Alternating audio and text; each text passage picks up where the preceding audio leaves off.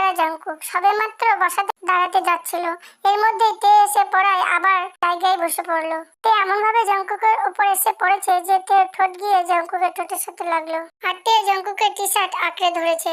এমন ঘটনা দেখতে একদম হতভম্ব, আর জাংকুক অবাক হয়ে তের দিকে তাকিয়ে আছে। তে তো ভয়ে চোখ বন্ধ করে বসে আছে। জাংকুকের তো মনে উতাল পাতাল হাওয়া বইতে শুরু করেছে। সে আর নিজেকে কন্ট্রোল করতে না পেরে তেকে টাইট হাগ করে ঠোঁটে চুমু দিতে লাগলো।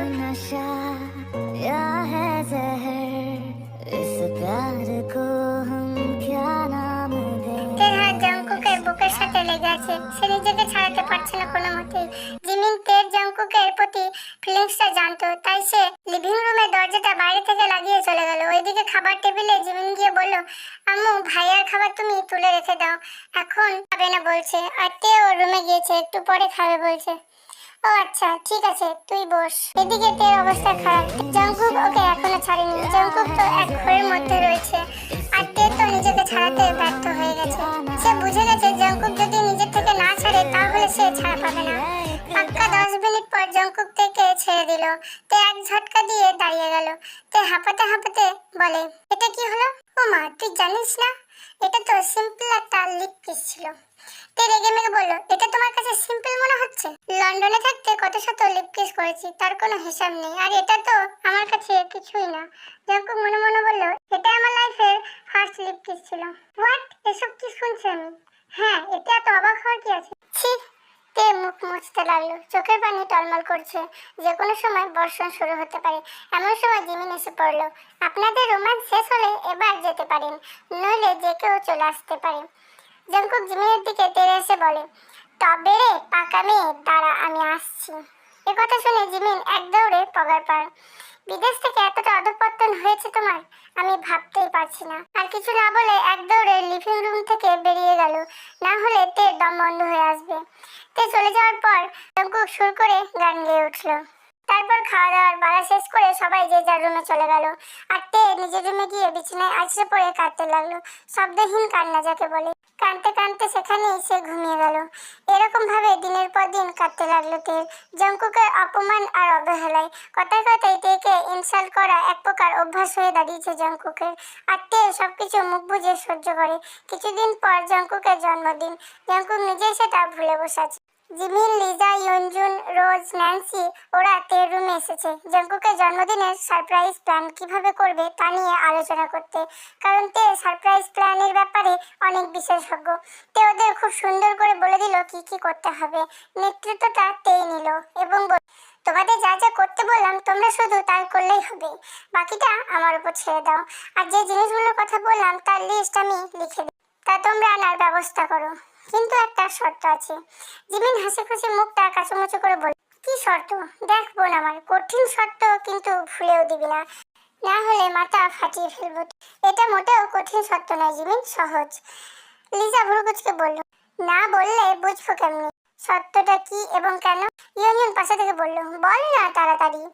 তে একটা লম্বা দম নিয়ে বলল, বলছি এই সারপ্রাইজ প্ল্যানটা তো আমি করেছি তাই না, তাই তোমরা কিন্তু জাংকুক ভাইয়াকে মনে ভুলেও আমার কথা বলবে না যে আমি এসব করেছি। সত্য কিন্তু এটাই। কত সহজ না? লিজা একটা ডনকেয়ার ভাব নিয়ে বলল, ও এই ব্যাপার, আমি তো মনে করেছি কি না কি বল, কিন্তু আমরা মিথ্যে কথা বলবো কেন?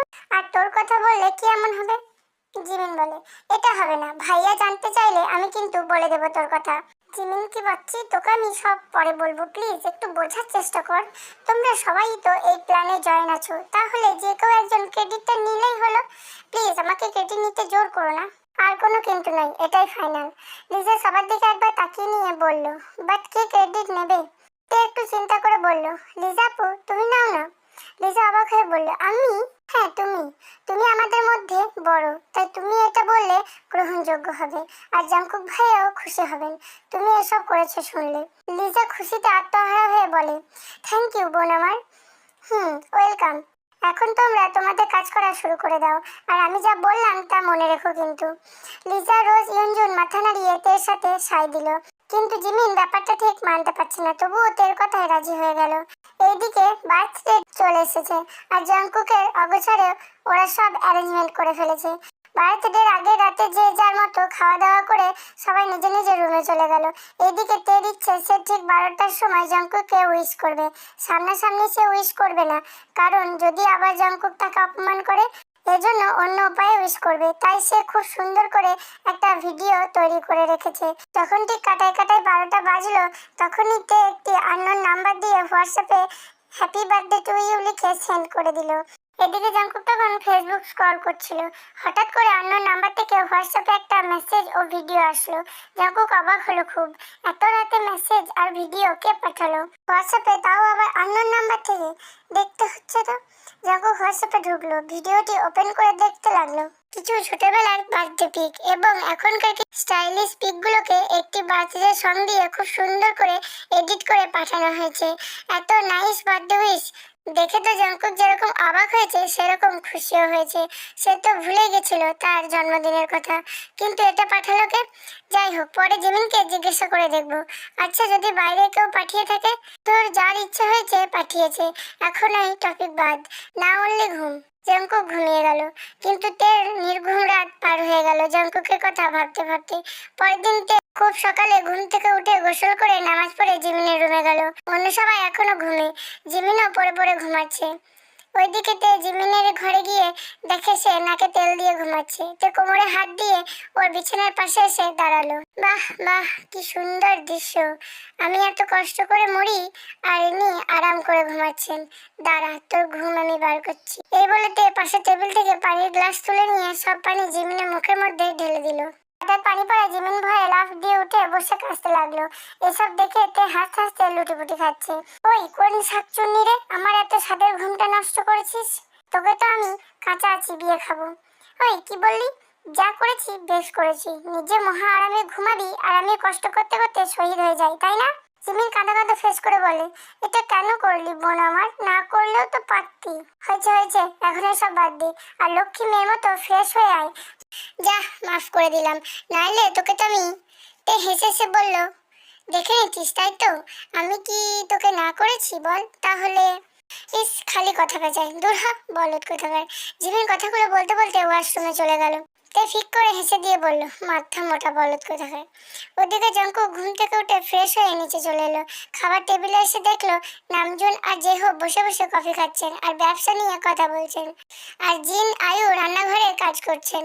জাংকুক গিয়ে ওর বাবার মুখোমুখি বসলো। গুড মর্নিং আব্বু আর মেজো চাচু। জেহো ভেসে বলল, গুড মর্নিং। নামজুন কফি কাপটা নামিয়ে বলে, গুড মর্নিং, তা কি খবর তোমার? এই তো আব্বু, যেমন দেখছো তেমনই আছি। জাংকুক জিনের দিকে তাকিয়ে বলল, আম্মু আমার কফি কোথায়? জিন রান্নাঘর থেকে বলল, এই তো আনছি। জাংকুকের আম্মু কফি দিয়ে গেলেন। তা তুমি এখন কি করবে বলে ঠিক করলে? স্টাডি তো প্রায় কমপ্লিট। জাংকুক কফিতে চুমুক দিতে দিতে বলল, আমি তো কিছু ঠিক করিনি আব্বু, জানি না কি করব। জাংকুক তাহলে আমাদের অফিসেই জয়েন করুক, কি বলে বড় ভাইয়া? সে আর সুবিন মিলে অফিসের সব কাজ সামলাক। নামজুনের দিকে তাকিয়ে কথাগুলো বলল জেহো। তা অবশ্য ঠিক বলেছিস, তাহলে জাংকুক তুমি আমাদের অফিসেই জয়েন করো কাল থেকে। ওকে আব্বু।